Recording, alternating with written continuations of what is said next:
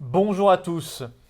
Tenez-vous prêts, ceux qui se sont inscrits il y a quelques jours, qui ont rempli notre formulaire sur le site des Patriotes, disant qu'ils étaient volontaires pour se mobiliser face aux nouvelles restrictions qui se sont abattues brutalement là déjà sur Marseille et Aix-en-Provence. D'autres villes sont dans le collimateur et ils viennent de voter en pleine nuit la prolongation des restrictions jusqu'au 31 mars. Je vais vous expliquer tout ça, donc tenez-vous prêts, on va vous contacter dans les jours qui viennent. Aucun parti politique d'opposition ne bouge, c'est sidérant. Et ben nous, les Patriotes, on va bouger. Également le groupe Résistance, tenez-vous prêts également. Continuez à vous inscrire d'ailleurs sur les formulaires sur le site des Patriotes. Je vais vous mettre le lien en description. Et puis mobilisez-vous en adhérant, en prenant votre carte orange. C'est comme ça que vous serez recontacté, que vous pourrez vous mobiliser. Il y a le lien pour adhérer en description sous cette vidéo, également en commentaire épinglé. Et en fin de vidéo, vous pourrez cliquer directement sur l'écran pour rejoindre les Patriotes. Je vous attends et c'est ainsi qu'on pourra bouger ensemble. Nous prenons nos responsabilités alors que l'ensemble quasiment de la classe politique française est à plat ventre, à genoux devant ce qui se passe. Pas nous, pas les patriotes, c'est pour ça qu'il est important que vous ayez votre carte orange. Alors je vous explique ce qui se passe. Ils ont voté dans la nuit à l'Assemblée nationale, dans la nuit du 1er au 2 octobre, donc c'est tout récent, en pleine nuit. Ils ont voté un projet de loi qui va prolonger, je cite, le régime transitoire institué à la sortie de l'état d'urgence sanitaire. C'est-à-dire c'est un état d'urgence sanitaire sans le dire. Normalement, il devait s'arrêter le 30 octobre, là, dans quelques semaines, et il a été prolongé déjà jusqu'au 1er avril 2021. Voilà. Et vous allez voir que c'est probablement pas fini. Alors, ce qui est complètement scandaleux, vous savez combien de députés étaient présents pour voter? 46. 46 sur 577, soit moins d'un député sur 10. Alors 26 ont voté pour, 17 ont voté contre et 3 se sont abstenus. Et donc c'est passé par 26 voix. Alors, les LREM, La République En Marche, a dit que c'était de la nécessité raisonnée, je cite. Et pour le ministre de la Santé, Olivier Véran, je cite toujours, nous avons besoin de ce texte pour protéger les Français. Et il a ajouté, le virus se moque bien des susceptibilités et des états d'âme. Ah bah oui, parce que si vous êtes contre, c'est juste que vous avez des états d'âme. Bon, alors que vous allez voir, pourtant, ça a des conséquences sur nos libertés publiques absolument effroyables. En effet, cette loi donne droit au Premier ministre, je cite, donc jusqu'au 1er avril prochain, d'interdire des déplacements, de fermer des établissements, n'importe lesquels, salles de sport, restaurants, bars, discothèques, tout, de limiter les rassemblements, également de conserver au moins, donc jusqu'au 1er avril prochain, les données épidémiques collectées, par exemple si vous avez été cas contact, etc., au lieu que ce soit détruit le 30 octobre, ça va être au moins conservé au moins jusqu'au 1er avril prochain. Alors, et puis d'autres mesures, toutes celles, les mesures liberticides qu'on voit en cause.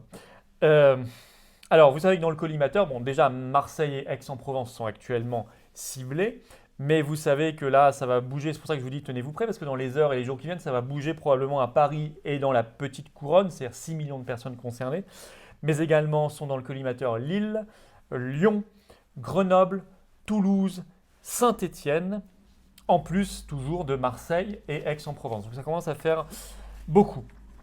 Par ailleurs, ça n'est pas fini, puisqu'il a été annoncé aux députés et aux parlementaires que rendez-vous était donné en janvier prochain, en janvier 2021, pour un nouveau projet de loi de finances, je cite, un dispositif pérenne de gestion de l'urgence sanitaire. Alors, la défenseur des droits a qualifié tout cela de préoccupant, mais pas davantage. Donc, moi, je pense qu'il nous prépare tout simplement dans la loi normale, dans la loi normale, l'état d'urgence sanitaire permanent, tout simplement. Voilà ce qui est en train, avec donc des pouvoirs exorbitants sur nos libertés publiques, nos libertés également de déplacement, de travailler, d'expression par ailleurs, etc. Bon. Alors, est-ce qu'on va aller jusqu'à la situation du Québec? Il faut que je vous dise ce qui se passe dans la belle province. En effet, une décision toute récente a été prise là-bas le 28 septembre et qui s'applique là en ce moment du 1er au 28 octobre pour le moment, ça sera peut-être prolongé, dans certaines régions du Québec, notamment autour de Montréal, mais pas que. Alors, sachez que ils ferment là-bas les restaurants, les brasseries, les bars, les discothèques, les salles de sport, etc. Enfin, ça, ouais. Mais il y a des choses en plus incroyables qui ont été ajoutées. Interdiction d'accueillir des visiteurs à domicile chez vous. Et pouvoir est donné à la police au Québec de pouvoir entrer chez vous de gré ou de force pour vérifier que vous n'avez pas des invités chez vous. Ce n'est pas une blague. Ce n'est pas de la science-fiction. Ce n'est pas un roman de Orwell. C'est la réalité, là, ce mois d'octobre, au Québec.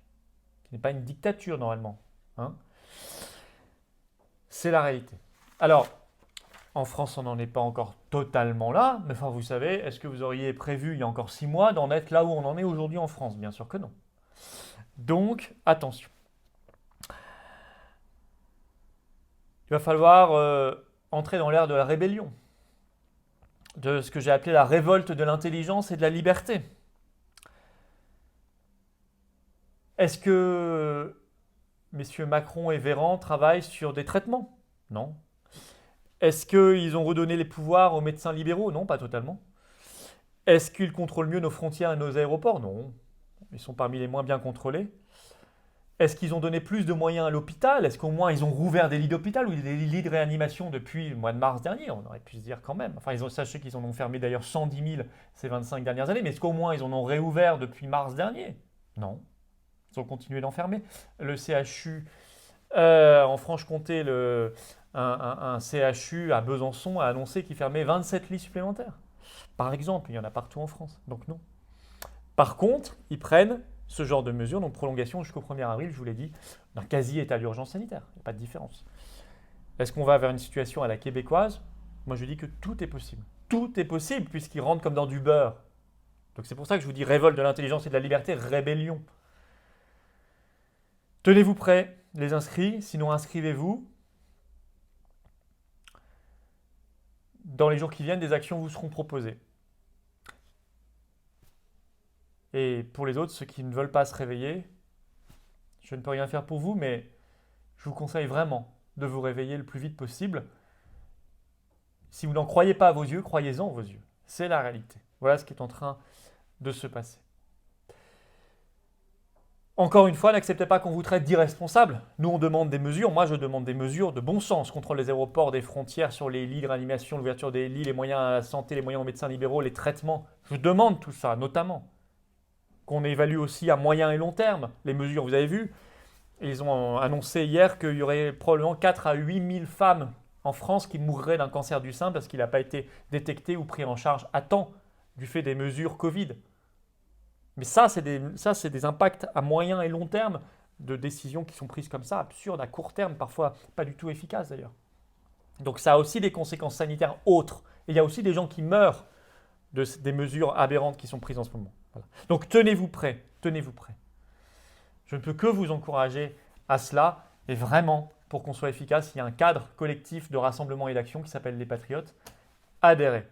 Adhérez aux Patriotes. Le lien se trouve en description sous cette vidéo, ici en cliquant sur l'écran et en commentaire épinglé. Il est plus que temps, puisque ça ne bouge pas ailleurs. Bah nous, on bouge. Voilà, je compte sur vous.